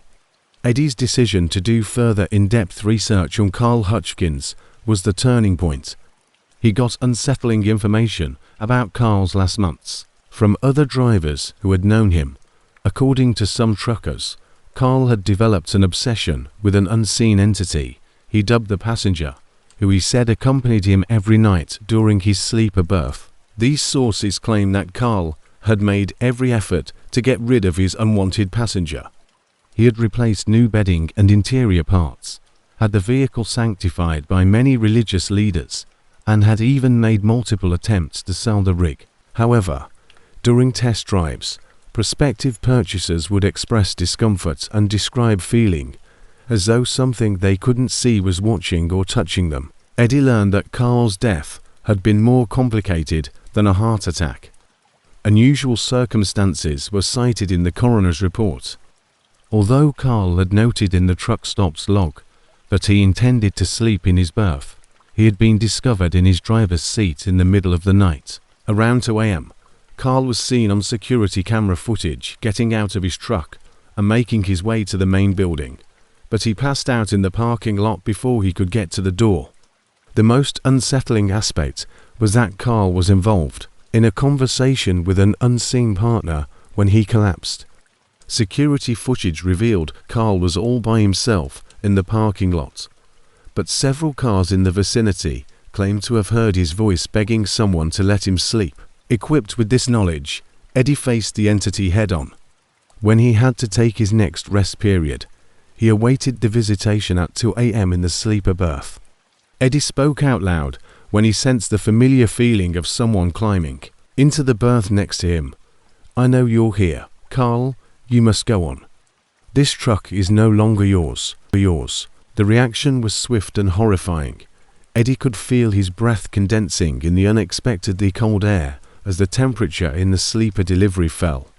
As the apparition grew more real, Eddie sensed what appeared to be hands desperately clutching his arms and shoulders. In his ear, a voice that was barely audible but clearly real said, "I can't sleep. I can't relax. I have to keep driving." Carl had not just perished in the truck, Eddie understood. His soul had been imprisoned in the sleeper berth, destined to suffer from chronic insomnia and travel the ghostly highways that run parallel to the actual road system in America. Instead of being malevolent, the present seemed anxious for the rest that death ought to have given, but yet failed to bring. Following Eddie's attempt at communication, the nightly encounters became more intense. Acknowledgement seemed to strengthen Carl's spirit, and the bodily manifestations intensified. The curtains of the sleeper-born would move when Eddie woke up, but there was no airflow. Items were rearranged to indicate mile markers, route numbers, and occasionally even CB radio, messages from his truck's radio. The phantom radio messages were consistent even when the equipment was turned off. Carl's voice reporting his location, requesting help, and requesting directions to places that were not shown on any map. There was confusion and worrying about a driver who appeared to be lost and in difficulty, but could not be found as other truckers started to pick up these broadcasts and report them to the authorities. As the number of sleepless nights mounted, Eddie's health started to decline. In order to stay awake while driving, he was using dangerously high doses of caffeine and stimulants, and his reflexes were deteriorating to a perilous degree. He was aware that he was getting close to the same level of desperation and tiredness that had engulfed Carl, but he couldn't afford to give up the truck that stood for his financial commitment to independence. A run through West Texas brought the situation to a head. It had been more than a week since Eddie had slept soundly, and he was starting to see and hear things as he drove. Phantom cars that were as fast as he was, road signs for places that only long-dead travelers remembered, and CB chatter from truckers who had passed away years before, Eddie made a last-ditch choice while at a required rest stop outside of Amarillo. He attempted to assist the ensnared spirit in finding tranquility rather than resisting Carl's presence. He looked into Carl's last known location and found that, at the time of his death, the man was attempting to return home for his daughter's wedding. 3 years prior, the wedding had taken place. However, Carl's soul appeared to be stuck on an endless trip that would never lead him to his destination. Eddie parked his pickup outside the house where the wedding celebration had been held, after driving to the town where Carl's daughter lived. He addressed Carl's attendants throughout the sleeper berth that evening. "You succeeded. The wedding is the reason you're here. It was a lovely wedding for your daughter. Now you can relax." The reaction was one of profound relief and thankfulness. Slowly, the icy presence that had plagued Eddie's evenings subsided, and he felt really alone in his sleeper berth for the first time in months. The temperature stabilized. At 2 a.m., the phantom breathing ceased. Visits came to an end. Eddie ran a few more times without any problems. Additionally, the vehicle operated as usual.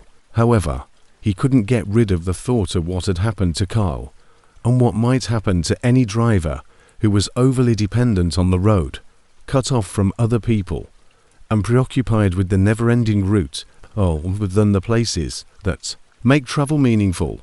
Eddie sold the Freightliner and purchased a new truck 6 months later. Another owner-operator bought the Cascadia, and in his first several months of ownership, he experienced no strange incidents. However, Eddie occasionally questions whether Carl's spirit has simply moved on to other roadways, or whether it is patiently waiting for another motorist who might become so engrossed in the journey that they lose sight of their home. People who are more at ease on the road than at rest, and who are more at ease in motion, have long been drawn to the trucking sector. Fixed places. Eddie discovered, however, that some drivers get so attached to the ride that they are unable to accept its conclusion, resulting in a kind of haunting that transforms the very cars that stand for freedom into prisons of unending turmoil. The ghosts of drivers who were unable to let go continue their spectral runs in sleeper trains around America, coexisting with the living and serving as a reminder that some passengers never make it to their destination. In his 19 years of long-distance traveling, Frank DeLua had dined at every major truck stop chain from coast to coast. However, the food at the Iron Horse Diner, located off Interstate 80 in Nebraska, defies all the laws of deterioration and time. In January 2023, Frank first learned about the location a blizzard when he had to take the next exit before the visibility totally vanished due to whiteout conditions. The truck stop at the end of the exit ramp appeared to have been preserved. From the 1970s, the main structure was a conventional diner, complete with big windows, booths made of red vinyl, and a neon sign that flashed in the snow. Frank was instantly struck by how well kept everything looked, even though it was clearly old. Despite the continuing storm, the paint was still intact, the chrome fixtures shone, and the parking lot was flawlessly plowed. In order to avoid the bitter cold, Frank quickly parked his trailer among a dozen other trucks. With checkered floor tiles, a long counter with rotating stools, and a jukebox playing vintage country music, the diner's interior complemented its throwback appearance. After driving through the storm 4 hours, Frank's mouth began to water as the warm breeze carried the familiar aromas of coffee, bacon, and freshly baked pie. Wearing a traditional pink uniform and a name tag that said Dolores, the waitress who came over to his booth appeared to be in her 50s. From her flawlessly combed hair to her pristine appearance, she was flawless. Apron, however, there was something about her that Frank couldn't quite place right away. Her face looked artificial when she smiled, too fixed and unwavering to be completely genuine. Dolores' voice had a faint echo when she spoke, "Welcome to the Iron Horse, honey," as though she was speaking from inside a big, empty room. "What can I get you tonight?" Frank placed an order for coffee and a special standard truck stop fare meatloaf that would satisfy his abdomen and keep him warm for the rest of his trip. Dolores' handwriting was flawless, suggesting deliberate practice rather than organic flow, and she typed down his order with mechanical accuracy. Frank saw that her footsteps were silent on the hard tile floor as she left. Frank watched the other diners in the diner while he waited for his food. Like him, the most were truckers, eating their meals in silence while seated alone at the counter or in booths. However, their actions were strangely coordinated. They all flipped newspaper pages at precisely the same times, chewed their meals in unison, and raised their coffee cups at precisely the same intervals. He could hear the same lines being spoken in the same cadences by various people in repeating talks. The heavy ceramic cup containing Frank's coffee was nearly too hot to make contact. In addition to being just the proper temperature and intensity, the coffee was somehow fresher than any coffee from a truck stop should have been. However, as Frank drank, he became aware of an unsettling aspect of the mug. Hairline cracks and stains on the ceramic indicated decades of wear.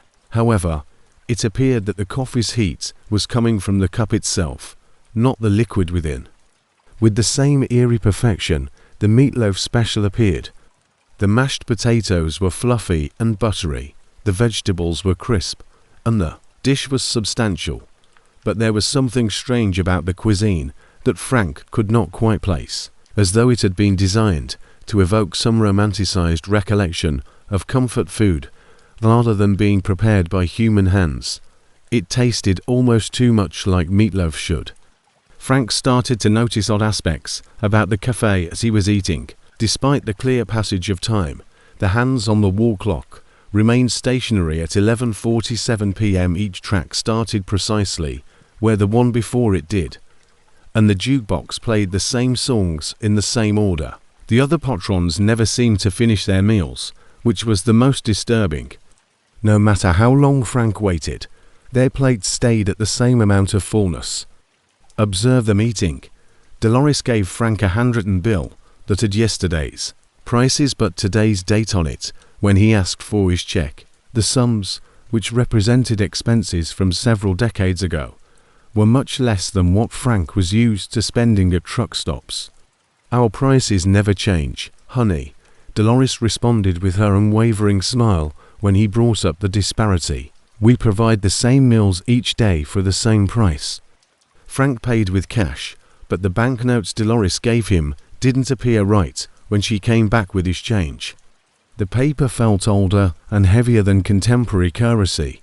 Even if the denominations were exact, there was a subtle quality to the printing that suggested these bills had been issued years before their printed dates, and the serial numbers were formatted in a way that Frank was unfamiliar with. Frank made the decision as he was ready to depart to go to the bathroom before heading back to his truck. The facilities looked like original installations from decades ago, yet they were just as well maintained as the rest of the cafe. Frank's reflection was plainly visible in the mirror above the sink, which also appeared to portray the bathroom it had appeared in earlier times. Older fixtures, various tile patterns, and even what seemed to be other persons using the facilities at different times were all visible to him.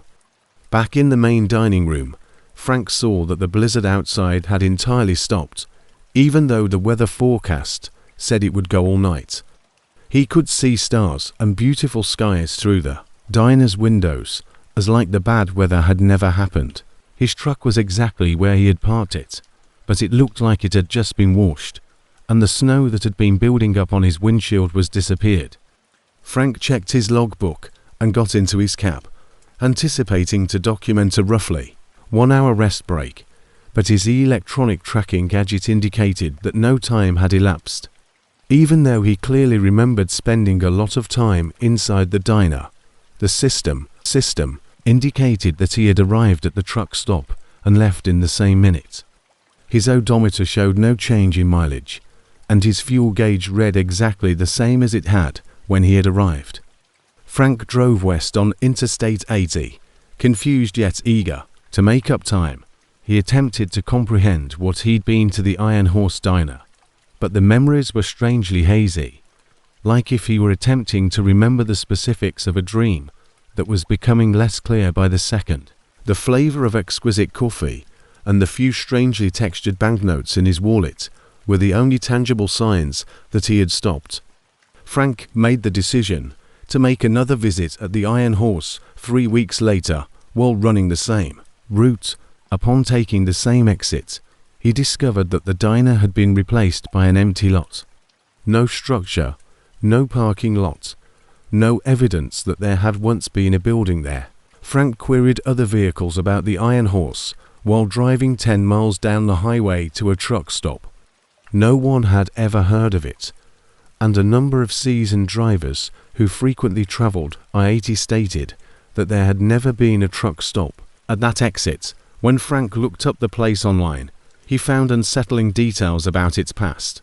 Yes, the exit had been home to the Iron Horse Diner, a truck stop that had burned down in 1987 following a kitchen fire that left 3 staff members dead and numerous patrons injured. The land had been unoccupied for more than 30 years, and the business had never been rebuilt. Frank discovered a list of the fire victims, which was the most horrifying detail. One was Dolores McCarthy, a waitress who had been employed at the Iron Horse for more than 20 years and was characterized in newspaper stories as a devoted worker, even down to the pink uniform and immaculately combed hair. Her photo in the archive matched the one who had brought Frank his dinner. Frank discovered internet discussion boards where other truckers had similar stories to tell. Numerous truckers reported halting at rest areas, eateries, and truck stops that appeared to be in temporal bubbles, offering services and cuisine from earlier decades. The same things happened every time: great meal, flawless service, old-fashioned prices, and the slow awareness that none of it should have been possible. The reports from drivers who have eaten at these transitory eateries more than once were the most unsettling. They spoke of an increasing urge to go back even though they knew the locations shouldn't be there. According to some, the food from these phantom restaurants never fulfilled their hunger completely, leaving them with a need that could only be satiated by going back to the same places that were impossible. Frank started to steer clear of that section of Interstate 80. However, he couldn't help but think about the Iron Horse Diner. He had a craving that ordinary truck stop food couldn't satiate because of the recollection of that ideal coffee and meatloaf. To justify stopping at the exit, he began to take longer routes. However, each time he merely discovered the vacant land. 6 months following his first meeting, at last, Frank caught another glimpse of the Iron Horse. It looked just like it had the same neon sign that flickered, the same architecture from the 1970s, the same warm welcome that spilled out of the windows into the night. Frank saw additional features this time that he had overlooked on his initial visit. The trucks in the parking lot all looked like well-maintained models from earlier decades, but they were obviously from various trucking eras past. Dolores welcomed Frank with the same unwavering smile as he walked into the diner. "Welcome back, honey," she greeted him, as though he had just returned. "The table you usually use is ready."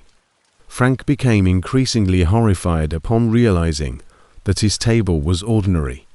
"Even though I have only had one meal there previously," Dolores showed him a certain booth that was familiar in a way that resisted accommodation.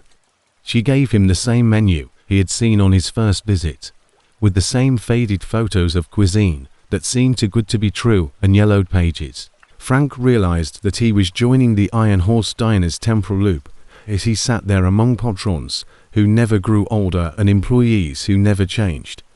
He would become more and more enmeshed in the diner's pocket of frozen time till he would ultimately join the synchronized patrons who consumed the same foods in the same rhythm, stuck in a moment that would never let go. Drivers who are craving more than simply meals still see the Iron Horse Diner. those who yearn for the ease and coziness of a bygone period. At that time, truck stops served as meeting spots for a group of drivers who watched out for one another. However, the cost of comfort food isn't mentioned on any menu. Additionally, some meals are so delicious that they can never be fully consumed, leaving a desire that can only be sated by traveling back to locations that don't normally exist.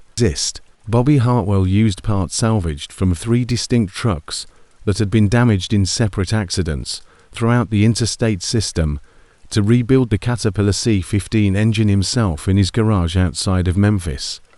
Bobby took delight in reviving damaged equipment as an owner-operator and trained diesel mechanic. However, it turned out that the engine he put together using those salvaged parts could recall more than just the mechanical details of its earlier iterations. Bobby had put in 6 months of painstaking labor to repair. The engine block was from a Peterbilt that had instantaneously killed the driver when it jackknifed during a Montana ice storm. After the driver of a Kenworth collapsed and rear-ended a concrete barrier in Texas, the transmission was recovered, dozing off behind the wheel. The wiring harness and ECM were taken from a Freightliner that had been discovered abandoned on a highway in Nevada. Despite numerous efforts, its driver was never found. After installing the repaired engine in his 2015 Volvo, Bobby was pleased with how well it performed in the first few test drives. The engine ran with quiet confidence, the power delivery was seamless, and the fuel efficiency surpassed expectations of a machine that is precisely balanced. However, Bobby started experiencing things that couldn't be explained by mechanics during his first long-haul drive with the restored power plant. During a regular night run to Dallas, the first anomaly happened somewhere near Little Rock, Arkansas. Bobby was traveling at a constant 65 miles per hour when the engine abruptly started to run rough, as though it were having trouble pushing a big load uphill.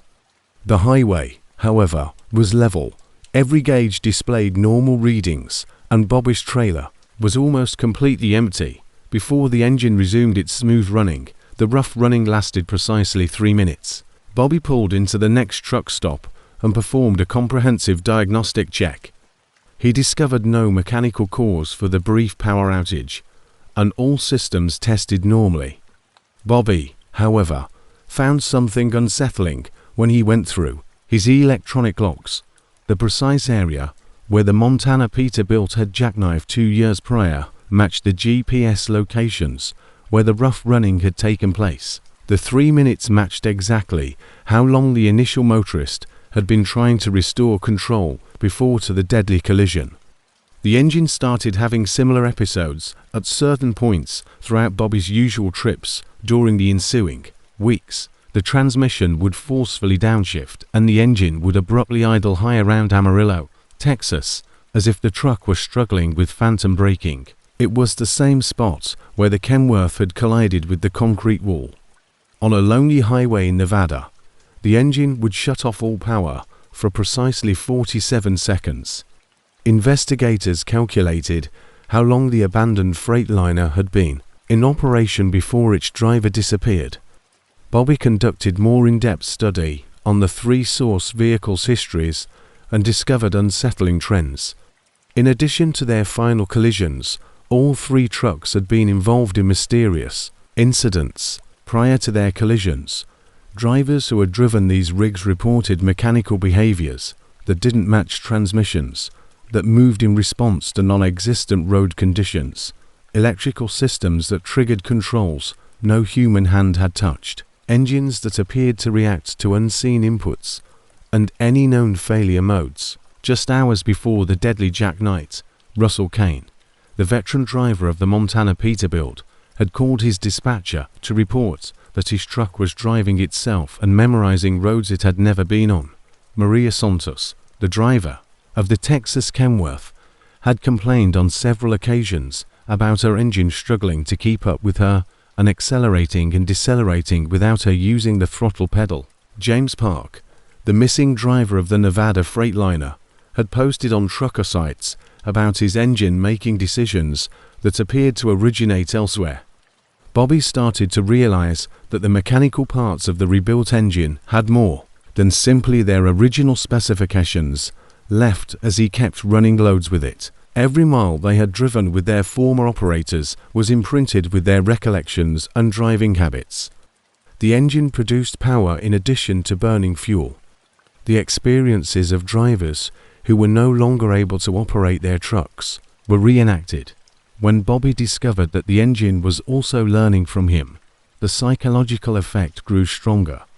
The engine would predict his driving choices on well-known routes, reducing idle speed before rest stops he hadn't chosen yet, and downshifting before hills he hadn't yet climbed. The vehicle was exhibiting a unified driving awareness that fused the phantom patterns of its deceased former operators with Bobby's routines. When the engine started to override Bobby's control inputs, things got dicey. Bobby tried to slow down for construction while running across Colorado, but his throttle pedal was uncooperative. As though recalling the recollections of drivers who had driven that route before to construction, the engine continued to run at highway speed through the work zone. In order to avoid rear-ending cars in front of him, Bobby had to apply his emergency brake. The moments when the engine appeared to be fueled by the experiences of drivers who had suffered horrific deaths were even more horrifying. The engine would struggle against steering inputs during thunderstorms, exhibiting the same unpredictable behavior Russell Kane had previously detailed prior to his deadly jackknife. This dangerous instability was what caused the Montana disaster. The engine would reenact Maria Santos's last moments in heavy traffic, rushing forward uncontrolled as though attempting to finish the rear-end crash that had claimed her life. Bobby attempted to replace electronic parts and reprogram the ECM, but the phantom driving behaviors continued. Through a method that went beyond standard mechanical operation, the engine's memory appeared to be stored at a deeper level than its computer systems, incorporated in the metal itself. The echo of earlier combustions was carried by each piston stroke. The shifting patterns of drivers who were no longer there were replicated with each gear engagement. A nighttime dash across Nevada on the same roadway where James Park had disappeared was the tipping moment. This time, however, Bobby experienced the old feeling of the engine starting to take over his control. The engine started to run based on cues from someone outside the cab rather than mechanical issues. Under Bobby's hands, the steering wheel twisted on a path that veered off the designated roadway and onto unmarked roads in the desert. Although Bobby resisted the steering, the engine's power steering system was acting against him by using GPS coordinates that no navigation system had been set to follow. Following what appeared to be James Park's last known path before going missing, the truck continued its journey deeper into the Nevada desert.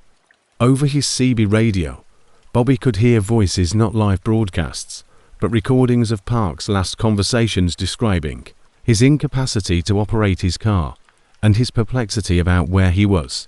Bobby discovered the strewn about remnants of the old freight liner when the engine finally stopped in a remote location. There was enough wreckage left to verify that the truck had been plundered by scavengers in the 2 years since Park vanished. Was the destination of the missing driver's trip? Bobby's rebuilt engine had navigated back to the location where one of its component systems had last operated by using its collective memory. Bobby discovered James Park's logbook among the rubble. It was still readable despite the bleached pages from exposure.